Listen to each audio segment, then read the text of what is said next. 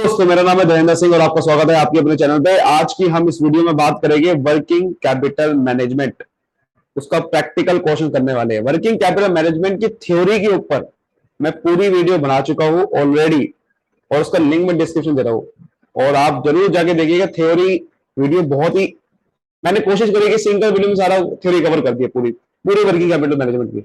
इसलिए आप वीडियो को जरूर जाके देखिए। तो अब चलिए स्टार्ट करते हैं। प्रैक्टिकल क्वेश्चन समझने वाले हैं। इस प्रैक्टिकल क्वेश्चन के थ्रू मैं आपको बताऊंगा कि अगर आपके सामने प्रैक्टिकल क्वेश्चन आ जाता है तो आप कैसे सोल्व कर सकते हो। काफी अच्छा खासा मैंने क्वेश्चन दिया है जिससे आप ऐसा कोई क्वेश्चन आ जाए एग्जाम में, यानी कि आप बीकॉम में हो एमकॉम में हो तो ये क्वेश्चन कर पाओगे। क्या लिखा हुआ है? Calculate the amount of working capital requirement of Surya limited from the following information. आपको वर्किंग कैपिटल रिक्वायरमेंट निकालनी पड़ती है तो उसके तरीका क्या होने वाला है वो हम समझने वाले हैं। जैसे पर्टिकुलर लिखा हुआ है आपके सामने दे रखा है, रॉ मटेरियल्स इतना चाहिए, direct labour, total cost, selling price, सब कुछ आ गया। अब ये जो नीचे की एडजस्टमेंट है ये ज्यादा बड़ी एडजस्टमेंट होती है। अब नीचे की एडजस्टमेंट को समझेंगे कि क्या लिखा हुआ है कि आपके सामने रॉ मटेरियल दे रखे, कह रहा है कि वो 1 मंथ तक चलेगी। हमने उसको 1 मंथ तक रखा है तो मुझे उसकी 1 मंथ की वैल्यू देनी पड़ेगी ना। Material are process half a month, तो हाफ अ मंथ करना पड़ेगा ना उसका। ये सब चीजों की एडजस्टमेंट करनी पड़ेगी आपको। लास्ट में लिखा था expected level of production amount to 1,04,000 units for a year of 52 weeks. कह रहा है expected level of production 1,04,000 unit की बनी 52 वीक के लिए। You are assume that production is carried on evenly throughout the year and time period of 4 week is equivalent to month. 4 हफ्ते को 1 month मान लेना कह रहा है, अब निकालना है। तो चलिए अब शुरू करते हैं, कैसे निकालते देखते हैं। तो मैं आपको बता दूं कि यहां पर जो तरीका फॉलो करने वाले हैं ना, वो करने वाले हैं estimation of current asset and current liability वाला। कई तरीके हैं, ऑपरेटिंग साइकिल मेथड भी है, लेकिन जो एग्जाम में जो क्वेश्चन आएगा ज्यादातर 90% जो केसेस होते हैं क्वेश्चन आने के वो यही वाला होगा। इसमें क्या करने वाले, estimation of current asset and current liability, ये तरीका फॉलो करेंगे, ठीक है। इसके अंदर और इसके अंदर हम क्या करेंगे, करंट एसेट और करंट लायबिलिटी को क्या फोरकास्ट करना पड़ता है, उसके हिसाब से वर्किंग कैपिटल निकालनी पड़ती है। क्योंकि वर्किंग कैपिटल का फॉर्मूला क्या होता है, current asset minus current liability. तो हम क्या करेंगे, करंट एसेट को एस्टिमेट करेंगे और करंट लायबिलिटी को एस्टिमेट करेंगे। आपके सामने वर्किंग कैपिटल आ जाएगी, कुछ भी नहीं करना क्वेश्चन में। अब करते जरा क्वेश्चन, ठीक है। अब क्वेश्चन करने से पहले आप क्या निकाल लो, पहले आप देख लो कि प्रोडक्शन कितनी करनी है। देखो ये क्या लिखा हुआ है, पर यूनिट के हिसाब से खर्चे है। ये पर यूनिट के हिसाब से खर्चे है ये, कि रॉ मटेरियल 160 पर यूनिट। पहले यूनिट निकालनी पड़ेगी कितनी बनी है। तो देखो क्या लिखा हुआ है, 1,04,000 यूनिट बनी है for a period of 52 week, 52 हफ्ते के लिए। अब यहां पर बाद 1 मंथ करके लिखा हुआ है और इन्होंने पीछे क्या बोला था कि नीचे क्या बोला था, 1 मंथ 4 वीक के इक्वल आता है। तो एक हफ्ते में कितनी प्रोडक्शन करनी है वो पहले वो निकाल लो ना। एक हफ्ते में कितनी प्रोडक्शन करते हो वो निकाल लो।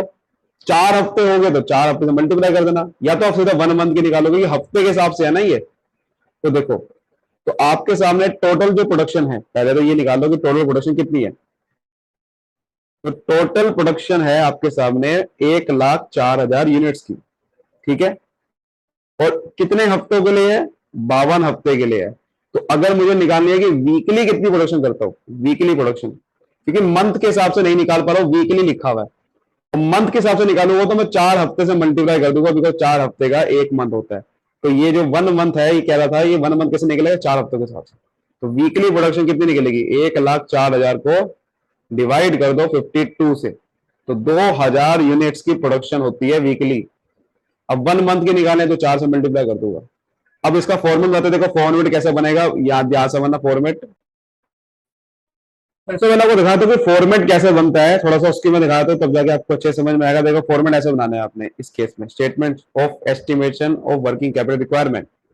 सबसे पहले आपको करंट एसेट निकालना पड़ता है, करंट एसेट की रिक्वायरमेंट कितनी है। तो उसके लिए आपको रॉ मटेरियल दे रखा था ऊपर, तो रॉ मटेरियल इन्वेंटरी सबसे लिखते हैं कि रॉ मटेरियल कितना चाहिए। देखो सबसे पहले प्रोडक्शन के लिए रॉ मटेरियल खरीदते हो तो यूनिट्स देनी है, कॉस्ट पर यूनिट क्या है, और इन्वेंटरी पीरियड कितना है। जैसे कि इसको 1 महीने के लिए चाहिए, 2 महीने के लिए चाहिए, कब तक चाहिए। फिर वर्क इन प्रोसेस या वर्क इन प्रोग्रेस, इसको वर्क इन प्रोग्रेस WIP बोलते हैं। फिर आप रॉ मटेरियल को जो प्रोडक्शन स्टार्ट करते हो तो सबसे पहले उसका वर्क इन प्रोग्रेस बनता है। क्या बनता है, वर्क इन प्रोग्रेस बनता है। यानी कि अभी गुड्स बनने स्टार्ट होते हैं, उसके अंदर लेबर आती है, मटेरियल की कॉस्ट आती है, ओवरहेड की कॉस्ट आती है। ये तीनों कॉस्ट नहीं है इसके अंदर, वर्क इन प्रोग्रेस के अंदर, उनको मल्टीप्लाई करना है इस तरह से, फिर फिनिश गुड बनता है। और फिनिश गुड ऐसे ही बनता है, मटेरियल से, लेबर से, ओवरहेड लग के एडमिनिस्ट्रेटिव एक्सपेंसेस भी इसमें आते हैं बस फिनिश गुड्स में, एडमिनिस्ट्रेटिव एक्सपेंसेस भी आ जाते हैं, तो तब जाके फिनिश गुड्स की कॉस्ट आती है।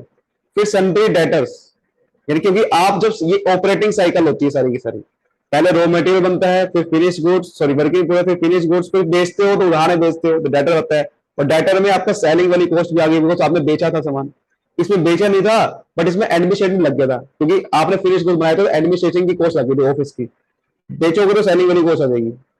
फिर एक्सपेंसेस पेड इन एडवांस, कोई कोई एक्सपेंसेस एडवांस पे कर देते हैं, और कैश एंड बैंक बैलेंस, ये करंट ऐसे की कॉस्ट आ जाएगी इस तरह से। बात समझ गए अच्छे से। ऐसे ही अब करंट लायबिलिटी कॉस्ट निकालोगे, सन्ड्री क्रेडिटर जो क्रिएट हो सकते हैं, और डेफर्ड कोई एक्सपेंसिव होते हैं, वेजेस, सैलरी, आउटस्टैंडिंग है कोई, और साथ में कंटीजेंसीज, ये नेट वर्किंग कैपिटल ऐसे निकलेगी। अब इसी के थ्रू हम क्वेश्चन करने वाले हैं, देखो इसी तरीके से, देखो इस तरह से बनाने, यहाँ पर स्टेटमेंट शोइंग लिख दो, स्टेटमेंट ऑफ लिख दो, बात एक ही है। Estimation of working capital requirement, दो कॉलम बना लो, सबसे पहले यहाँ पर लिखोगे तो कैलकुलेशन यहाँ कर लेना, और जब कैलकुलेशन हो जाएगी प्लस करके तो यहाँ लिख देना। पहले क्या निकालना, रॉ मटेरियल की इन्वेंटरी। देखो आपके सामने क्वेश्चन था, 160 रुपए की कॉस्ट आने वाली है, रॉ मटेरियल चाहिए ना मुझे, वर्किंग कैपिटल वहीं से निकलेगी, 160 रुपए पर यूनिट, ठीक है, उसके साथ रॉ मटेरियल लेना है। रॉ मटेरियल की जो रिक्वायरमेंट है, raw material are held in stock for average of 1 month, एक महीने के लिए रहता है मेरे पास, तो एक महीने का स्टॉक मंगाना पड़ेगा नहीं मंगाना पड़ेगा, रॉ मटेरियल खरीदना पड़ेगा नहीं खरीदना पड़ेगा, मुझे बताओ हाँ या ना का जवाब दो। बिल्कुल खरीदना पड़ेगा। तो रॉ मटेरियल एक महीने का चाहिए, तो भाई एक महीने का, अब देखो 2000 यूनिट बनते हैं एक हफ्ते में, 2000 यूनिट बनते हैं एक हफ्ते में, मैंने क्या बताया था, एक महीना निकालना तो क्या करना पड़ेगा भाई, 4 हफ्ते का एक महीना होता है, 4 वीक्स का, तो अगर मैं 4 से मल्टीप्लाई कर दूं तो एक महीने की कॉस्ट आ गई।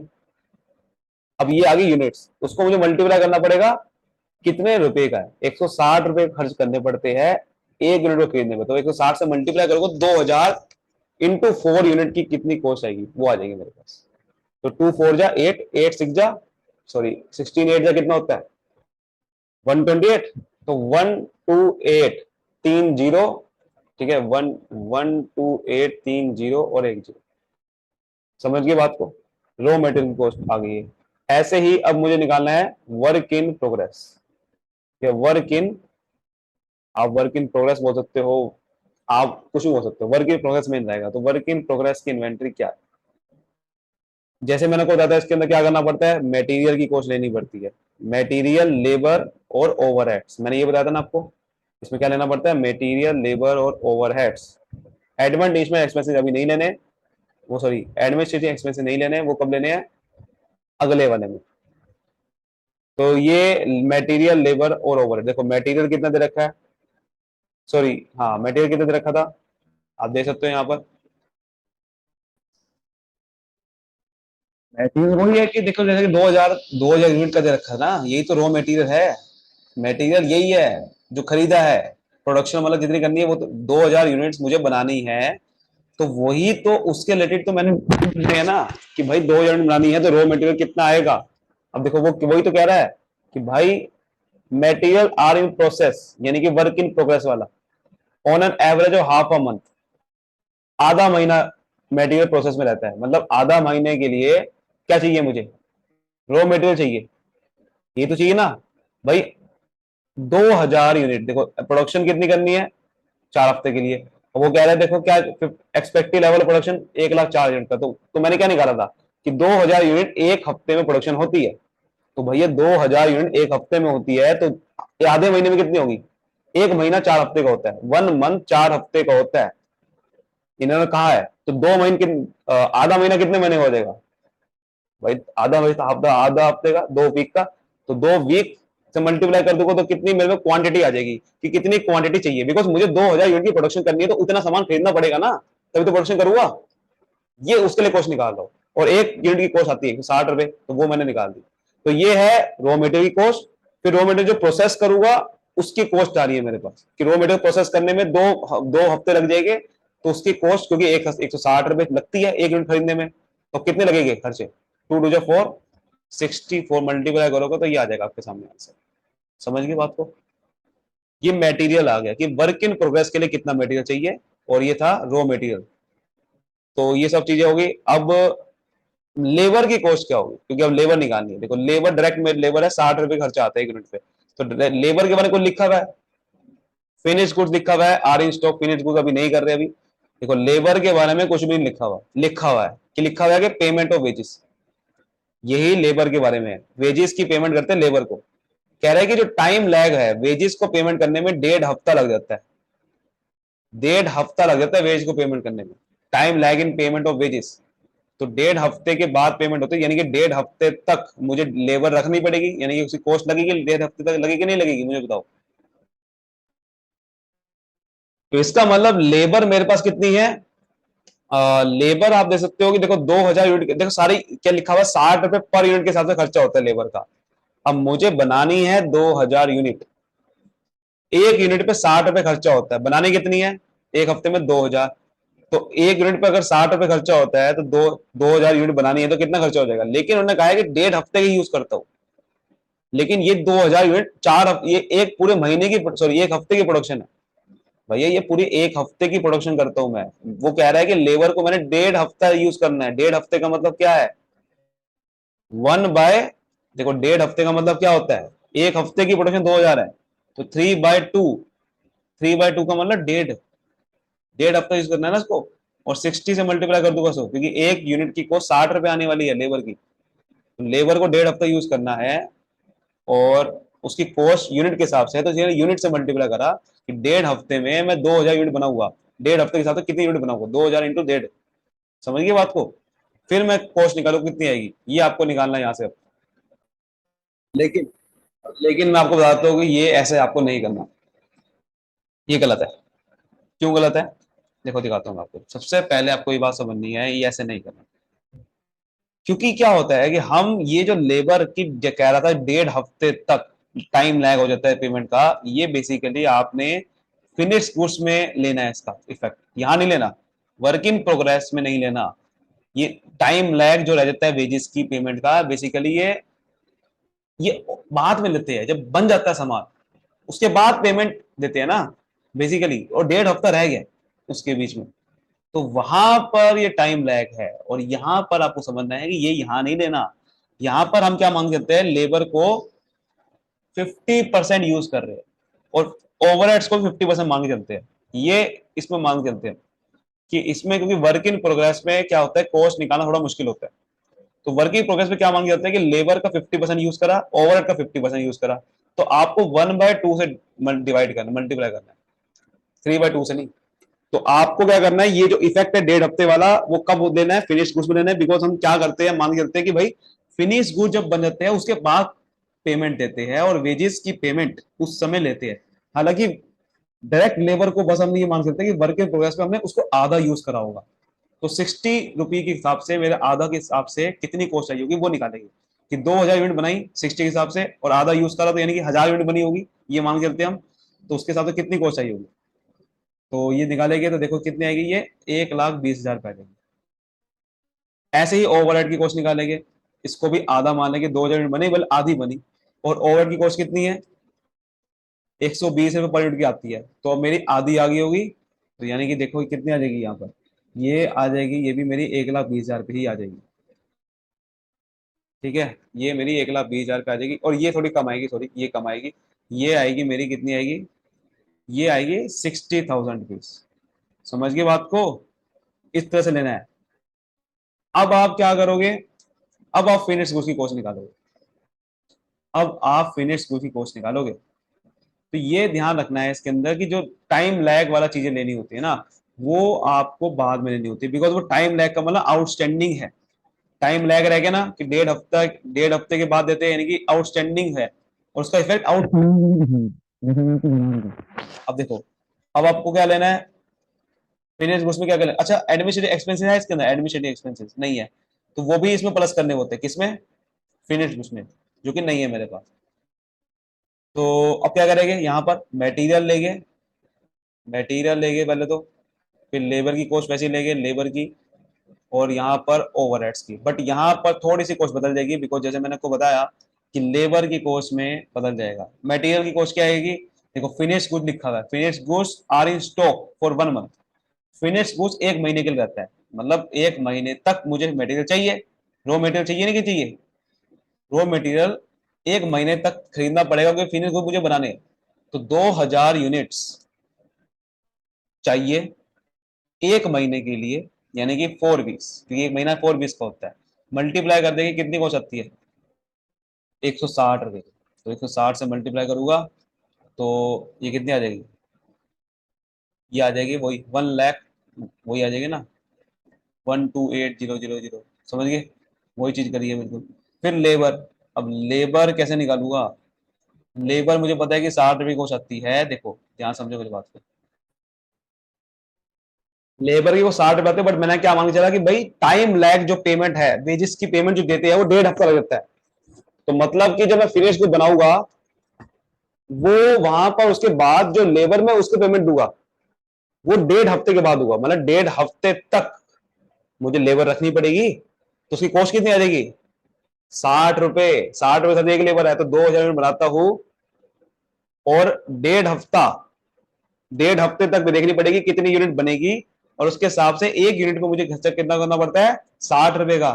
तो 2000 × 1.5 यूनिट बनाने के लिए कितना खर्चा करना पड़ेगा, 60 से मल्टीप्लाई कर दूंगा ना। समझ रहे हो बात को, ऐसा करते हैं। तो ये 1 लाख कितना आ जाएगा, 1,80,000 रुपये आ जाएगा या 18 लाख रुपये आ जाएगा। तो लगभग कितना आ जाएगा, ये देखो ये 2 इससे मल्टीप्लाई करोगे कितना आ जाएगा, ये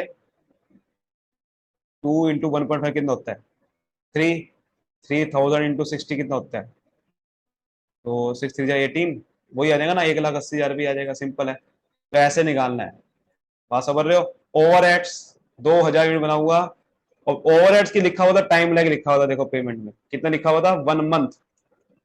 और मैंने देखो यहाँ पर भी ओवरहेड में 1 मंथ नहीं लिया था, यहाँ पर 50% नहीं देना। तो यहाँ 1 मंथ मतलब 4 हफ्ते, 1 मंथ मतलब 4 हफ्ते। तो कितनी प्रोडक्शन करूंगा उसके हिसाब से ओवर की कॉस्ट कितनी आती है, 120 रुपये आती है। तो 120 से मल्टीप्लाई कर दूंगा तो ये कितना आ जाएगा, 8 12 8 जा 96, 3 जीरो और 1 जीरो। समझ के बात को, समझ में मैं क्या कर रहा हूँ यहाँ पर, सिस्टम ये चीज होती है। फिर मेरे पास आएंगे डेटर्स, क्योंकि अब मैं बेचूंगा सामान मार्केट के अंदर, तो मेरे पास क्रिएट होगी डेटर। तो अगला करंट एसेट होता है डेटर का, सन्ड्री डेटा क्रिएट हो जाएगी। और जैसे कि यहाँ पर एडवर्टीजमेंट एक्सपेंसेस इंक्लूड करने हैं, बट है नहीं यहाँ पर। ऐसे सन्ड्री डेटर में selling and distribution expenses include करने, जो मैंने को बताया था, जो मैंने आपको बताया था। ठीक है, तो ये चीज मैं करूंगा। सन्ड्री डेटर, अब यहाँ पर सन्ड्री डेटर कितने हो गए भाई, देखो सन्ड्री डेटर में क्या करना पड़ेगा, जैसे मैंने को बताया सन्ड्री डेटर में क्या लेना होगा। ये देखो, ये जो लिखा हुआ था नीचे, 1/4 of the sale are made on cash basis. तो मतलब जो सेल होगी वो तो कैश बेसिस पे 1/4 होगी, तो 3/4 नहीं होगी ना, इसका मतलब वो डाटा क्रिएट हो जाएंगे। तो डाटर कितने क्रिएट हो गए, 3/4, यानी कि 2000 का 3/4, क्योंकि 2000 का जो 2000 यूनिट बनाऊंगा उसका 1/4 तो कैश में बिक जाता है, तो डाटर तो आनेंगे नहीं, 3/4 बिकेगा। 3/4 कैश से क्रेडिट बेचूंगा, उसके डाटर आ जाएंगे। और कुछ लिखा हुआ कि डेटर के बारे में, क्रेडिट कितना देता है, बिल्कुल लिखा हुआ है, क्रेडिट अलाउड टू डेटर लिखा हुआ ना, 2 मंथ का देते हैं हम। तो क्रेडिट अलाउड 2 मंथ का, देखो एक हफ्ते में, एक मंथ में 4 हफ्ते होते हैं, तो 2 मंथ में कितनी प्रोडक्शन करूंगा, 8 हफ्ते, मतलब 2 मंथ कितना होता है, 8 हफ्ते के बराबर। तो ये प्रोडक्शन आ गई। और डेटर की पेमेंट कैसे करता हूँ, जो डेटर, सॉरी डेटर से पेमेंट जो मुझे मिलेगी वो कितनी मिलेगी, बताओ मुझे, पेमेंट कितने के हिसाब से मिलेगी। तो वो पेमेंट के हिसाब से आपको देखना पड़ेगा पेमेंट कितने हिसाब से मिलेगी। तो देखो सेलिंग प्राइस जितना है उसके हिसाब से तो बेचूंगा, डाटा डाटा कहां से बनता है, जितना बेचूंगा सामान उतने के तो डाटा बनते हैं। तो 400 रुपए का सामान बनता है एक यूनिट, तो ये यूनिट बनेगी 400 के हिसाब से बिकेगी, तो कितने डाटा आ जाएंगे मेरे को यहां से पता चलेगा। समझ रहे हो बात को, क्या कहना चाह रहा हूं। लेकिन ये गलत है। अब ना सोचोगे ये क्या हो रहा है भाई, देखो यार ये बताना जरूरी है, क्योंकि क्या होता है कि हम लर्न कर लेते हैं। ये भी गलत है, क्यों गलत है, देखो ध्यान समझो बात को। मैंने पीछे हमने क्या लिखा था, फिनिश गुड्स 1 महीने के रहते हैं। अब फिनिश गुड्स 1 महीने रहते हैं तो सारा खर्चा भी 1 महीने का लेना है ना। जो डाटर लूंगा 1 महीने का लूंगा, डाटर 1 महीने के रखोगे, फिनिश गुड्स का खर्चा लेना है ना खाली। तो मुझे देखना है कि उसके अंदर मैंने डाटर कितने लगा, सॉरी लेबर कितने लगाई होगी, ओवर कितने लगाए होगे, वो 1 महीने तक की तो देखना है मुझे, फिनिश गुड्स का खर्चा देखना है ना खाली। तो ये 1 महीने का ही लेना है। डेट नहीं लेना। एक महीने में 4 हफ्ते होते हैं, देखो 4 4 से मल्टीप्लाई करने हैं, चाहे कुछ भी लिखा हो वहां पर। अभी आप सोचो कि 1.5 हफ्ते का फर्क क्या पड़ेगा, ये फर्क पड़ेगा आउटस्टैंडिंग में, डेफर्ड एक्सपेंसेस जो मैं आपको बता रहा था, ये डेफर्ड लायबिलिटी साइड में फर्क पड़ेगा कि मुझे आउटस्टैंडिंग पेमेंट रह जाती है, वो आउटस्टैंडिंग पेमेंट वेजेस की देनी पड़ती है, 1.5 हफ्ते की रह जाती है, वो आउटस्टैंडिंग में जाएगा लायबिलिटी साइड पे, यहां नहीं जाएगा। समझ रहे हो बात को? तो इस तरह से पहले ये चीज ध्यान रखना है, फिर एक महीने तो एक महीने खर्चे लेना है, यहाँ पर 50-50% ही लेना हमेशा। ठीक है, अब यदि कैलकुलेट करोगे तो ये 48 लाख आएगा। फिर लास्ट में होता है कैश बैलेंस। अब मैंने जिसको बताया था सेल क्या हुई थी, 1/4 किस में हुई थी सर, 1/4 हुई थी कैश में, लिखा हुआ ना था ये 1/4 कैश में हुई थी। तो 1/4 कैश में कितनी हुई होगी, कैश आ गया होगा मेरे पास, तो वही मेरे हिसाब से 2000 यूनिट बिकी, उसमें से 1/4 कैश में बिकी, एक यूनिट पे बिकती है तो 400 रुपए मिलते हैं, तो कितने मिल गए होंगे सर, कितने मिल गए होंगे सर, 4000 रुपये मिल गए होंगे या कितने मिले होंगे सर, इसको काटो और एक देखो सर, 2000 रुपये मिल गए होंगे आपको, 2000 मिल गए होंगे, बताओ मुझे पहले कितने मिल गए होंगे ये सर, 2000 × 100, इतने मिल गए होंगे ना आपको, कितने मिल गए होंगे बताओ, है ना? लेकिन आपने नहीं लेना, ये भी गलत है, ये आपको इसलिए बता रहा हूँ ताकि आप ये गलती ऐसे कर सकते हो, तो इसलिए मैं आपको इस तरह से बता रहा हूँ, ये भी गलत है। क्योंकि ऐसे नहीं लेना, क्योंकि आपको ये देखना है क्वेश्चन में कुछ दे रखा है कैश कैश बैलेंस के हिसाब से, कैश के हिसाब से कुछ दे रखा है, कैश बैलेंस के हिसाब से बिल्कुल दे रखा है, वो कह रहा है कि कैश मेंटेन करके रखना है 50,000 का, तो 50,000 पे कैश चाहिए, तो 50,000 पे लिखो ना यहाँ पर, आपको यहाँ पर वो लिखना है जो चाहिए, कितना पैसा चाहिए, उसी से वर्किंग कैपिटल निकलती है। ठीक है ना? तो ये सारा आ गया, यहाँ से करंट एसेट निकलेगा, और जब आप इन सबको प्लस कर दोगे, ठीक है, तो यहाँ से आप प्लस करोगे, जब प्लस करके लिखोगे तो आपको कैलकुलेशन खुद करनी है, अच्छे से करनी है, मैं आपको प्लस करके दिखा रहा हूँ सीधा। ठीक है, तो यहाँ पर टोटल करंट एसेट्स, तो ये आपको ऐसे निकालना है सबको प्लस करके, ये ए नाम दे दो उसको, बिकॉज आगे माइनस करना है ना, तो यहाँ पर लिखेंगे व्यवहार की कॉलम में 91,34,000, ठीक है, 91 लाख। अब हम निकालेंगे करंट लायबिलिटीज, करंट लायबिलिटीज जो कि इसमें निकालनी है, और यहीं से इसको माइनस करके फिर निकलेगा net working capital. Current liability कैसे निकलेगी, जो मैंने क्रेडिटर यानी कि माल उधार में खरीदा होगा, जैसे कि यहाँ पर लिखा हुआ क्रेडिट अलाउड बाय सप्लायर्स वो इज 1 मंथ, मैंने जो माल उधार में खरीदा होगा, अच्छा माल उधार में किससे खरीदूंगा, रॉ मेटीरियल जो लूंगा मैं, क्या लूंगा, रॉ मेटीरियल्स, तो जो रॉ मेटेरियल खरीदूंगा ना वो उधार में खरीदूंगा ना मैं इसको, उसी को इसी की बात कर रहा है, मतलब कि जो मैं रॉ मेटीरियल उधार में खरीदूंगा, 160 रुपए का देखो कॉस्ट आती है ना, वो खरीदूंगा, तो वो मुझे एक महीने तक, एक महीने का आपको क्रेडिट अलाउ कर देता है, तो एक महीने तक मुझे क्रेडिट अलाउ हो जाता है, तो इसका मतलब 2000 यूनिट मैं मंगाऊंगा, क्योंकि मैंने जैसे बताया ये एक महीने की, ये 4 हफ्ते की यूनिट है, और मेरे को जो कॉस्ट आती है वो कितनी आती है, 60 रुपीज की आती है, हाँ या ना, 60 रुपीज की आती है ना। अच्छा 2000 यूनिट की पूरी मंगाऊंगा, मैंने क्या निकालना है, क्रेडिट कितना होगा, क्रेडिटर्स मेरे कितने आएंगे, तो भैया क्रेडिटर कितने आएंगे, मैं एक महीने में जो उनको सामान खरीदूंगा वही तो क्रेडिटर बनेंगे ना, तो मैं 2000 यूनिट एक महीने खरीदता हूँ, वो क्या कह रहा है, एक महीने का ही मैं क्रेडिट अलाउ होता है, तो एक महीने में कितना सामान खरीदूंगा वो कैसे निकालूंगा, बस 4 से मल्टीप्लाई कर दो, एक हफ्ते की 2000, देखो एक हफ्ते में 2000 मेरे को चाहिए होते हैं, तो 4 हफ्ते में कितने चाहिए होंगे, ये से मल्टीप्लाई कर दो ना, 8000 यूनिट चाहिए होंगे, तो 60 रुपीज की परचेस करता हूँ क्रेडिटर से, तो कितने क्रेडिटर बन गए मेरे, मल्टीप्लाई करके देख लो, 8 6 जा 48, ठीक है, 6 2 12, 12 4 जा 48, तो यहाँ पे 3 जीरो और 1 जीरो, समझ आ गई बात क्या कहना चाह रहा हूं मैं, कि भाई एक हफ्ते में 2000 यूनिट बनते हैं, एक महीने में 4 से मल्टीप्लाई कर दिया, इतने यूनिट खरीदना चाहता हूँ, एक यूनिट खरीदने में 60 रुपए लगते हैं, तो क्रेडिटर्स आ गए, ये बोलेंगे क्रेडिटर्स। ऐसे ही अब आएंगे, जैसे कि मैंने बताया डेफर्ड एक्सपेंसेस यानी कि वेजेस आउटस्टैंडिंग, वो भी मेरा खर्च, वो भी मेरा लायबिलिटी है। अब ये जो ये वो लायबिलिटी है, मैं बता रहा था ये, अब मैं आपको सही बता रहा हूं कि जो वेजेस था टाइम लैग पीरियड, ये आउटस्टैंडिंग वेजेस है, वो लायबिलिटी साइड लिखना है, कि मेरी जो वेजेस की पेमेंट है 60 रुपए जो करनी है, 1.5 हफ्ते की आउटस्टैंडिंग रहती है, यानी कि 1.5 हफ्ते तक मुझे 1.5 हफ्ते का पैसा देना होगा बाद में, क्योंकि टाइम लैग 1.5 हफ्ते का रहता है, तो 1.5 हफ्ते का बीच में मेरी आउटस्टैंडिंग रहती है, तो वो देखना पड़ेगा ना आउटस्टैंडिंग कितनी रहती है। तो 2,000 यूनिट एक हफ्ते में बनती है, 1.5 हफ्ते में कितनी बनेगी, 1.5 से मल्टीप्लाई कर दो, 1.5 हफ्ते की यूनिट आ जाएगी, और 60 रुपए कॉस्ट लगती है वेजेस की, तो वो आउटस्टैंडिंग होगी 1.5 हफ्ते की वेजेस, ये वाली जो कॉस्ट आएगी ये आउटस्टैंडिंग रहती है आपकी। तो मल्टीप्लाई करो कितना आएगा, 1.5 × 2 कितना होता है, 3, 6 3 जा 18, 3 जीरो और 1 जीरो। अब ठीक है, ऐसे ही आपका वेजेस, सॉरी ये क्या लिखा हुआ था, हाँ ओवरहेड एक्सपेंसेस भी आउटस्टैंड रहते हैं, तो ये भी लिखना है कि ओवरहेड एक्सपेंसेस आउटस्टैंडिंग, समझ आ रही बात, ये आउटस्टैंडिंग में लिखना होता है। तो 2,000 मल्टीप्लाई करोगे किससे, 1 मंथ की देखो पेमेंट है वो आउटस्टैंडिंग रहती है, तो भैया 2,000 यूनिट मैं एक हफ्ते में बनाता हूं, एक महीने में कितना बना होगा, 4 से मल्टीप्लाई कर दिया। और ओवरहेड को पेमेंट कितनी देनी पड़ती है, 120 रुपए के हिसाब से, तो मतलब 120 रुपए के हिसाब से एक महीने की पेमेंट पूरी रह जाती है मेरी, आउटस्टैंडिंग रहती है, तो वो मेरी आउटस्टैंडिंग लायबिलिटी, वो लायबिलिटी साइड भाग गया। तो 12 24 इंटू 4 कितना होता है, 4 4 16 96, तो 96, 3 जीरो और 1 जीरो, ये आपकी लायबिलिटी आ गई।